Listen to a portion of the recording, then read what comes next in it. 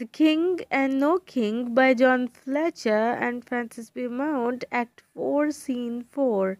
An apartment in the palace. Gobryas, here's the princess. Arabicus, leave us then alone, for the main cause of her imprisonment must not be heard by any but herself. You're welcome, sister, and I would to heaven I could so bid you by another name, if you above love not such sins as these circle my heart with thoughts as cold as snow. To quench these rising flames that harbor here. Panthea, sir, does it please you I shall speak? Arabicus, please me, ay, more than all the art of music can. They speech don't please me, for it ever sounds as though brought it joyful, unexpected news, and yet it is not fit though should be heard. I prithee think so. Panthea, be it so, I will. I am the first that ever had a wrong, so far from being fit to have redress, that it was unfit to hear it. I will back to prison rather than disquiet you, and wait till it be fit. Arabicus, no, do not go, for I will hear thee with a serious thought. I have collected all that's man about me together strongly, and I am resolved to hear thee largely. But I do beseech thee, do not come nearer to me, for there is something in that will undo us both. Panthea, alas, sir, am I venom? Arabicus, yes, to me, though of thyself I think thee to be in as equal a degree of heat or cold as nature can make, yet as unsound men convert the sweetness and the nourishing it is meets into disease, so shall I distempered do thee. I prithee draw no nearer to me. Panthea, sir, this is that I would. I am of late shut from the world, and why it should be thus is all I wish to know. Arabicus, why credit me? Panthea, credit me that am thy brother, thy loving brother, that there is a cause sufficient yet unfit for thee to know, that might undo thee everlasting only to hear. Will thou but credit this? By heaven, by heaven, it is true, believe it if thou can. Panthea, children and fools are ever credulous, and I am both, I think, for belief. If you dissemble, be it on your head. I'll back on to my prison, yet methinks I might be kept in some place where you are, for in myself I find I know not what to call it, but it is a great desire to see you often. Arabicus, fie, you come in a step. What do you mean, dear sister? Do not so, alas, Panthea, where I am would you be. Why, that's the cause you are imprisoned, that you may not be where I am. Panthea, then I must endure it, sir. Heaven keep you. Arabicus, nay, you shall hear the cause in short, Panthea, and when thou hear it is, thou will blush for me and hang thy head down like a violet full of morning's dew. There is a way to gain the freedom, but it is such a one as puts thee in worse bondage, and I know thou would encounter fire and make a proof whether the gods have care of innocence rather than follow it. No, I have lost the only difference between man and beast, my reason. Panthea, heaven forbid. Arabicus, nay, it is gone, and I am left as far without a bond as the wild ocean that obeys the wind.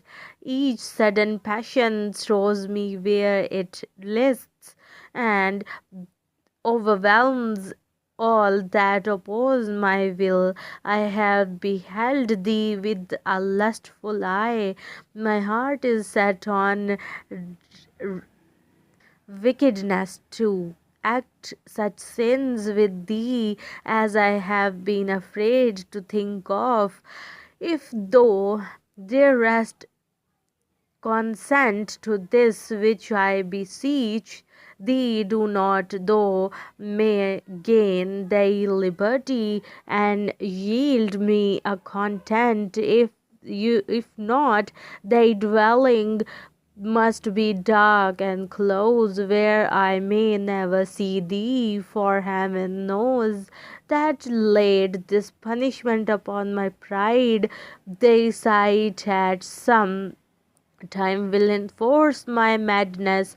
Thy sight at some time will enforce my madness, to make a start even to thy ravishing. Now spit upon me and call all reproaches thou can devise together, and at once at once hurl them against me, for I am a sickness and killing as the plague, ready to seize thee. Panthea, for be it from me to reveal the king, but it is true that I shall rather choose to search out that else would search out me, and in a grave sleep with my innocence, than welcome such a since it is my fate. To these cross accidents I was ordained, and must have patience, and but that my eyes have more of women in them than my heart, I would not weep. Peace enter you again. Arabicus. Farewell and good Panthea, pray for me. Thy prayers are pure, that I may find a death, however soon, before my passions grow, that they forget what I desire is sin. For there they are tending. If that happen, then I shall force thee, though wert a virgin, by vow to heaven, and shall pull a heap of strange yet unintended sin upon me. Panthea, sir, I will pray for you, yet you shall know it is a solemn fate that governs us. For I could wish as heartily as you I were no sister to you. I should then embrace our lawful love sooner than health. Arabicus, could thou affect me then, Panthea, so perfectly? that as it is I never shall sway my heart to like another Arabicus, then I curse my birth. Must this be added to my miseries, that thou art willing to, is there no stop to our full happiness but these mere sounds, brother and sister? Panthea, there is nothing else, but these, alas, will separate us more than 20 words between us. Arabicus, I have lived to conquer men, and now am overthrown only by words, brother and sister. Where Arabicus, I have lived to conquer men, and now am overthrown only by the words, brother and sister. Where have those words dwelling? I will find them out and utterly destroy them, but they are not to be grasped, let them be men or beasts. I will cut them from the earth, or towns, and I will raise them, and then blow them up. Let them be cease, and I will drink them off, and yet have unquenched fire left in my breast. Let them be anything but merely voice. Panthea, but it is not in the power of any force or police to conquer them.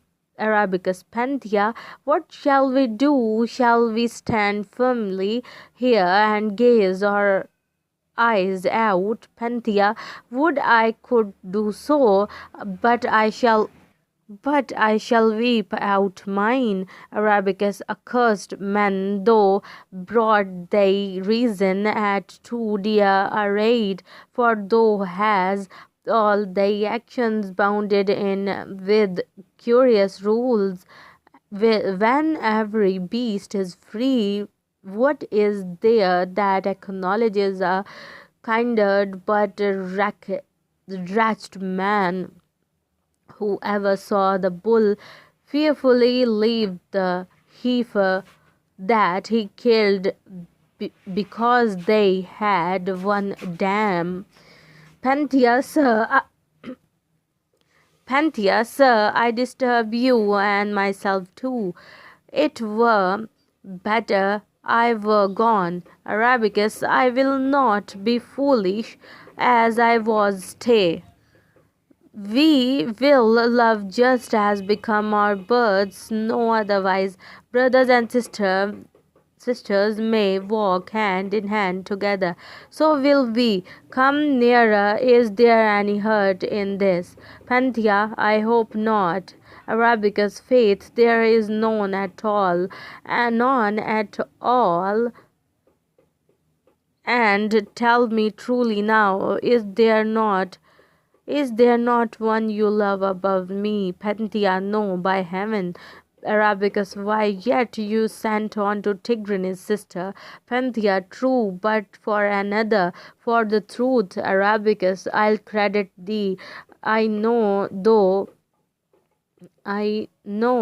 can not lie, thou are all truth.